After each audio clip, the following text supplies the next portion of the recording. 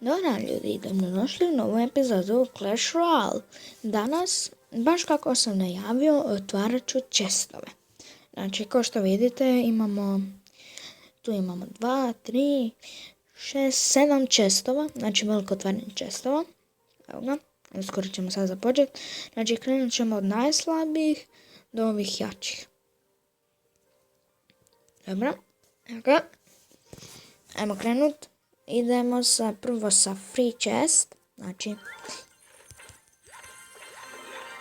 Goblins, ništa dobro. Idemo.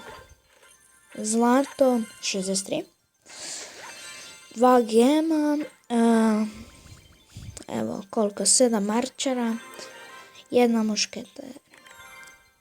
Evo ga. Sad idemo na ovaj. 144 golda.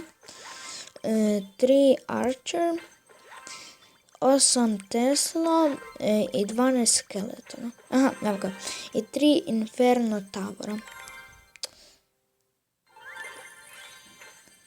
386 golda. 2 gema, nice. Znači 5 knajta, 15 strijela, 26 zapa. I šta ovdje? 6 roketa. Nice. Ok, ajmo sad silver chestove, 46 golda, 2 fire spirianta, bomber i 48 golda, 7 spirit goblina i 1 hog rider. I šta imamo ovdje? 45 golda, 7 barbariansa i goblin hunt. Nice. Evo ga. To je bilo to od tog velikog otvaranja chestova. Nije baš najveće, ali nema veze.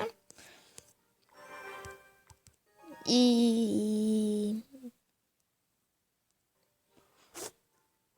evo ga, to je to bilo tog otvaranja chestova velikoga. I evo imamo dovoljno para da upgradeamo knajda. No ja ću vam da upgradeam ili Goblin Barrel ili Baby Dragona. Recite u komentarima što mi je bolje upgradeat na level 3. I to je to ljudi, i s Bogom, i to je sve, ajde bok.